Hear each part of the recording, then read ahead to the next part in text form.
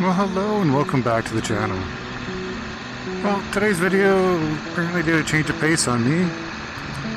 I went out fishing this morning, went to a local pond, spent, I don't know, 3-4 hours, caught a couple little fish. Wasn't really doing anything fun, but I had set up one of the cameras and just kind of had it off to the side and told it to record. Came home and it didn't record anything apparently. I even tried doing it two different times that I told it to record. It's still apparently either I have failed, the battery's dead in it, or it malfunctioned. Don't know which.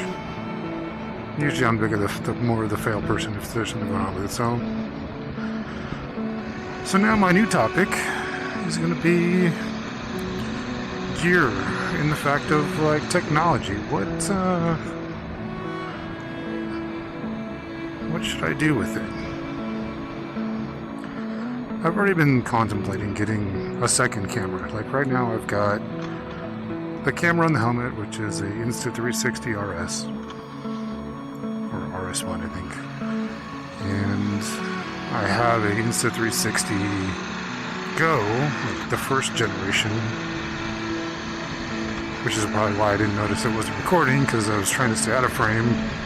And the only thing light on it is on the front of it, so I didn't realize it didn't connect or start. The nice thing about it is I can like clip it to a hat and just let it sit there and record, and it doesn't add a lot of weight to your hat. Where like the RS1 is a lot bulkier, kind of like a GoPro or the Digi and all those other action cameras that are out there.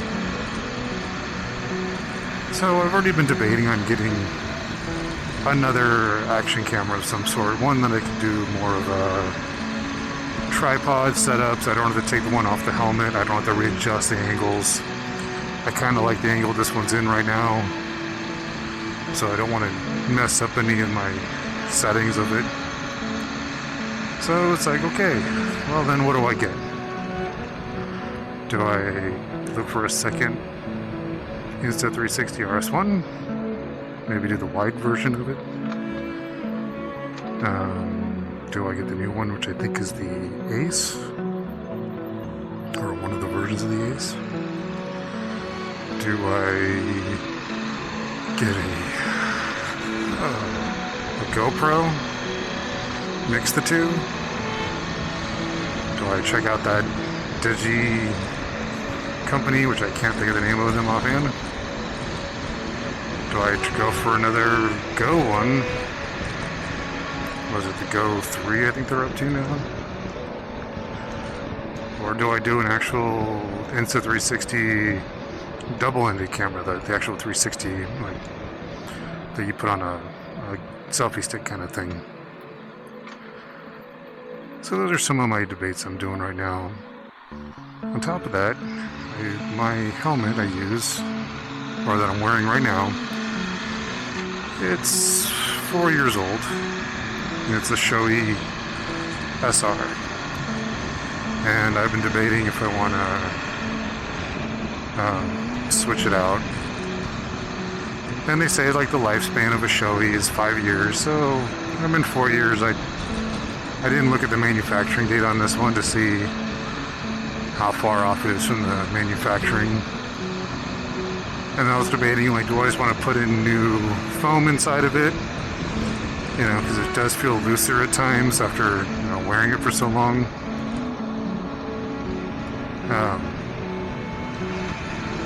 But then when I was looking up, like, okay, what's the reasons why they say you should replace a helmet in the 5-year window? And it turns out I guess it's the foam inside the shell of the helmet that starts to constrict after time, so it doesn't do its usability as much anymore. So if I'm doing the change of a helmet, do I do a new camera with that new helmet? And if I do that, I could then, I guess, switch out this camera and put it on a stand when I decide to go fishing or camping and then I can just leave the one camera on the helmet at all times like I always do already. So yes, decisions. Unfortunately, everything costs money, and I have to analyze what's the best benefit of what I want it to do. You know, what's my ending goal, I guess, of all that. So, but with those thoughts of doing the new helmet, I was looking at, you know, Shoei's already changed out their Neotech 2, the Neotech 3. I like the RS, or the SR. I've had it for, again, since like 2020. So, do I see if they come out with a new model of that? And then I was at the store, and the salesman's like, well, I've got a Shoei 15X. And I put it on. It's actually, you know, didn't actually fit pretty well. But it's like, I know it's a little bit heavier than this one is. And it has more vents in it, which then concerns me of like, well, is it louder than the SR? Because if the majority of what this helmet is used for is, you know, vlogging with you guys, because my ride to work helmet is a Neotech 2. And that's the one I use for like my heavier rides and to and from work, and it's all that in it. And I did that because it's got the visor that drops down, and I don't have sunglasses, so it just helps with that, you know, having a generic set of sunglasses with me at all times in case of light situations change. And I could do that then with the GT Air by Shoei. Does that same drop down, which is basically a full face version of the Neotech. I could do a second Neotech, but then I don't want to put the camera way on the side, and I wouldn't want to flip it up. I don't know, I'm lazy, so just making it simple. And the Neotech was relatively expensive, but that 15X is pretty darn expensive too. Or do I change manufacturers? Do I look at Arai? My wife has an Arai helmet, and she has a Shoei helmet, and she likes the Arai better.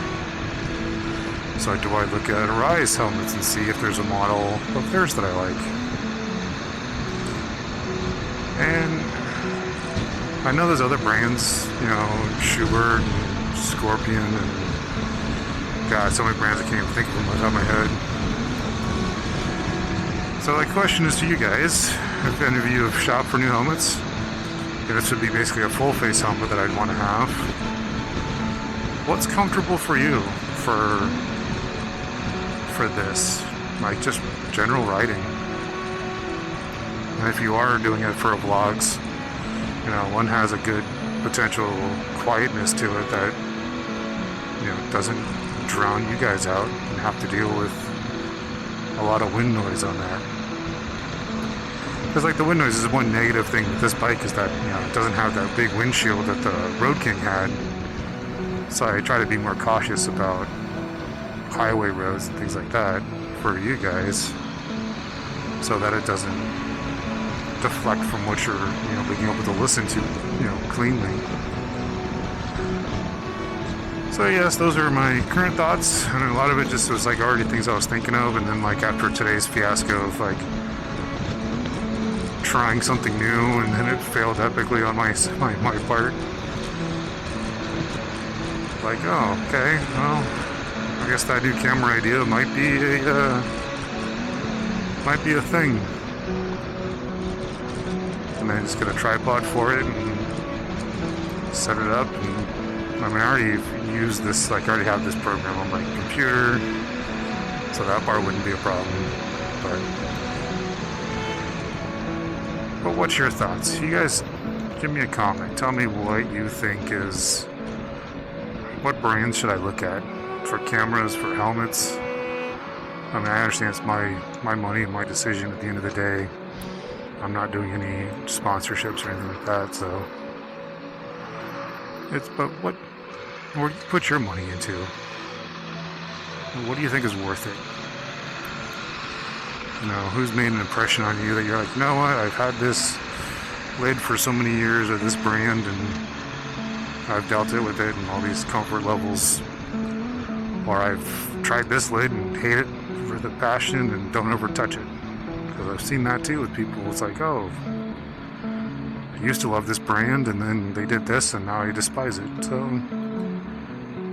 yeah, I mean, you look at social medias, you look at star ratings, but the hard thing is with all that, it's again impression and who's willing to write the review.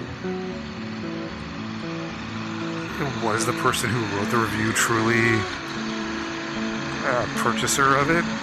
Were they an influencer that had to write it for as part of their contract? Are they an employee of the company? Or are they an ex-person of the company and they did it to spite them because they felt jaded? There's just... It's so weird how different things are. And it's like, I started looking at YouTube in the last 4 years or so is when I started kind of watching it a lot more. And it's like, oh, cool, this guy's using this or this person's using that. And then after years, you're just like, oh, I guess I should have opened my eyes and realized that they're typically, not always, but they're typically, a sponsor of them. So did they get this item for free and trying it out and giving it an honest review, or